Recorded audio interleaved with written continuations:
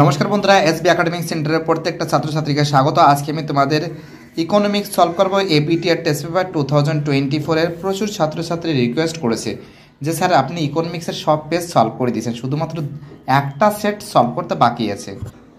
সত্যি কথা বলতে সব পেজই সলভ করে দিয়েছি।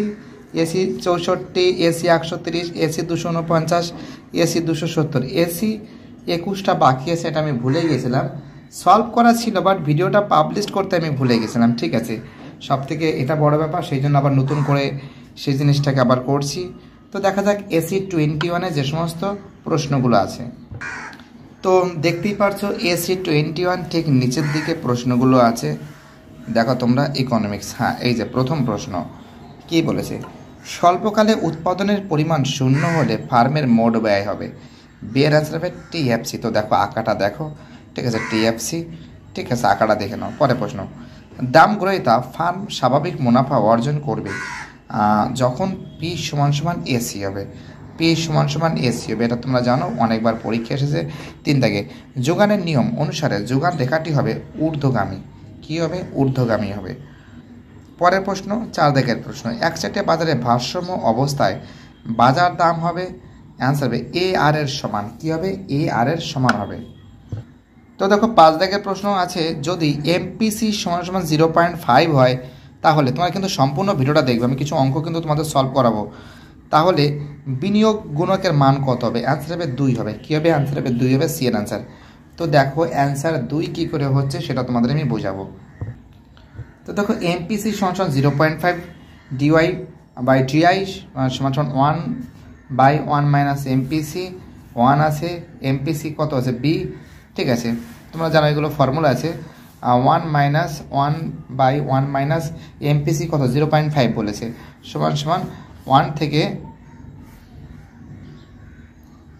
তো দেখো 1 থেকে যদি তোমরা 1 থেকে 0.5 যদি বাদ দাও তো কত থাকে? 0.5 হয়। তো 1/0.5 গুণ 10, পয়েন্টের জন্য 10 হয়েছে, 5 দুগুণে 10, 2, অর্থাৎ এর অ্যান্সার কিন্তু 2 হবে। ওকে, আমাদের পরের প্রশ্ন 6 দাগের প্রশ্ন, সরকারের কর রাজস্ব যদি 100 টাকা বাড়ে এবং প্রান্তিক ভোগ প্রবণতা 4/5 হয় তাহলে জাতীয় আয় কমবে।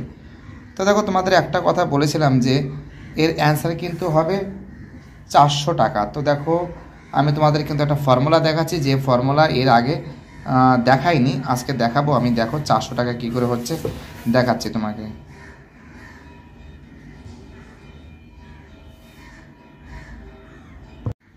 তো দেখো অ্যান্সারটা কী করে আমি করেছি, মাইনাস বি 1 মাইনাস বি, তো এমপিসি তাই তো, minus MPC by 1 minus MPC.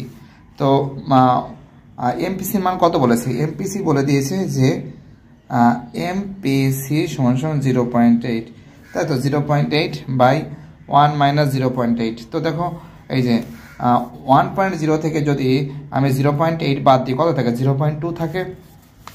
Just এখানে 0.2 বসিয়েছি, এটা তো 0.2 বসিয়েছি। তাহলে দেখতেই পারছো এখানে যদি মাইনাস যদি ক্যালকুলেশন হয় তো বিয়োগ করলে কত হচ্ছে?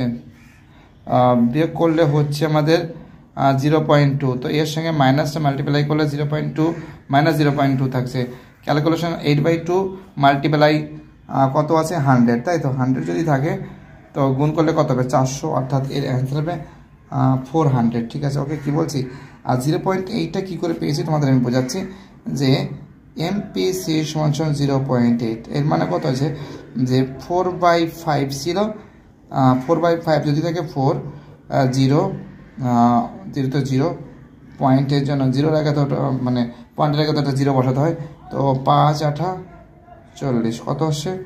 0.8, কত আসছে? 0.8 আসছে, অর্থাৎ এখান থেকে 0.8 পাচ্ছি। 4 দুগুণ 8, 4-এর সঙ্গে 100 গুণ করলে হবে 400। ঠিক আছে, অঙ্কটা দেখে নাও ভালো করে তোমরা। পরের প্রশ্ন আমাদের কি বলেছে? 7 দাগের প্রশ্ন, লরেন্স এর অনুপাতের মান সর্বদা হয় 0 থেকে 1-এর মধ্যে, এটা তো জানো তোমরা। 8 দাগের প্রশ্ন, একচেটিয়া কারবারের অনুসন্ধান কমিশন গঠিত হয় 1971 সালে। 1971 সালে। পরের প্রশ্ন আমাদের 9 দাগের প্রশ্ন, মাথাগুন্তি অনুপাত দ্বারা কি পরিমাপ করা হয়? আমাদের মাথাগুন্তি অনুপাত দ্বারা দারিদ্র করা হয়। ঠিক আছে, দারিদ্র পরিমাপ করা হয়। ডব্লিউটিও কত সালে প্রতিষ্ঠিত হয়? 1995 সালে। তো দেখো এইবার আমি তোমাদের এই প্রশ্নগুলো সলভ করাবো। তো সম্পূর্ণ ভিডিওটা তোমরা দেখো। ভিডিওটা যোগান সম্পূর্ণ অস্থিতিস্থাপক হলে যোগান রেখার আকৃতি হবে উলম্ব। এটা তো তোমরা জানো, সহজ প্রশ্ন, প্রচুরবার তোমরা করেছো, ঠিক আছে। অথবা উৎপাদনের উপকরণগুলির দাম বৃদ্ধি পেলে যোগান রেখা বাম দিকে সরে যায়। এটাও ঠিক আছে, এটাও ঠিক আছে, এটাও ঠিক আছে এবং এটাও ঠিক আছে। টমেটোতে শূন্যস্থান পূরণ করো। যে বাজারে একজন ক্রেতা এবং একজন বিক্রেতা থাকে তাকে কি বলা হয়? তাকে বলা হয় দ্বিপাক্ষিক একচেটিয়া বাজার। দ্বিপাক্ষিক, এটা একচেটিয়া বাজার হবে না, দ্বিপাক্ষিক একচেটিয়া বাজার হবে। 3 দাগের প্রশ্ন, ঠিক না ভুল লেখো। একচেটিয়া বাজারের গড় আয় সর্বদা প্রান্তিক আয়ের সমান হয়। এটা কি আছে? এটা ভুল আছে। অথবা একচেটিয়া বাজারের দাম সর্বদা প্রান্তিক ব্যয়ের সমান হয়। এটা কি আছে? এটাও ভুল আছে। পরের প্রশ্ন, 4 দাগের প্রশ্ন, শূন্যস্থান পূরণ করো। মার্কআপ তত্ত্বে ধরা হয় শিল্পের দীর্ঘকালীন যোগান রেখা হবে। এই তো দেখো, এটা কিন্তু হবে অনুভূমিক হবে, ঠিক আছে। মার্কআপে ধরা হয় শিল্পের দীর্ঘকালীন যোগান রেখা হবে, অনুভূমিক হবে। পরের প্রশ্ন, ঠিক বা ভুল লেখো। একটি রাশিমালার প্রসারের মান ঋণাত্মক হতে পারে না, ঠিক আছে। অথবা আয় বন্টনের বৈষম্য না থাকলে লরেন্স রেখা পূর্ণ সমতা রেখার সঙ্গে মিশে যাবে। এটাও ঠিক আছে। পরের প্রশ্ন, প্রসার নির্ণয় করো। -11, 9, 7, -1, 10। তো দেখো প্রসার তোমাদের আমি বুঝিয়েছি যে সব থেকে যে সংখ্যাটা এখানে কি করবে, 9, ভালো করে বোঝো, 9 -11, তাই তো। তো দেখো কত আছে? 9 -7 কত আছে? +11 সমান কত হবে? 20 হবে। অ্যান্সার কত হবে? 20 হবে, অর্থাৎ এর অ্যান্সার 20 হবে। পরের প্রশ্ন আমাদের 7 দাগের, শূন্যস্থান পূরণ করো। মহানিবেশ কমিটি গঠিত হয়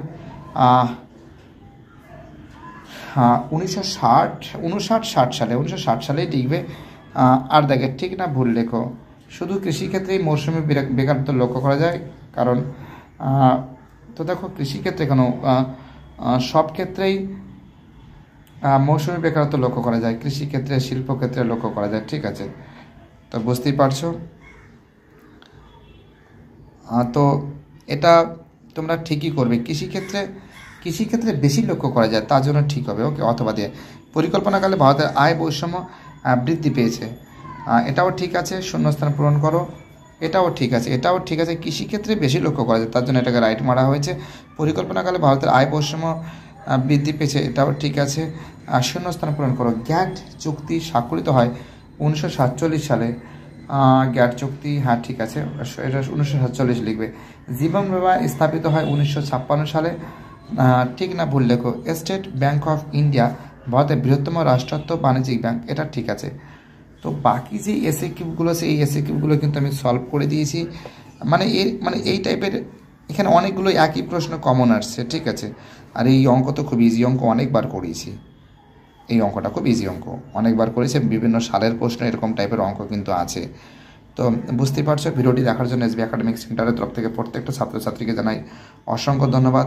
সুস্থ থাকো, ভালো থাকো, চ্যানেলের সঙ্গে যুক্ত থাকো, এটাই আমার একান্ত অনুরোধ তোমাদের কাছে।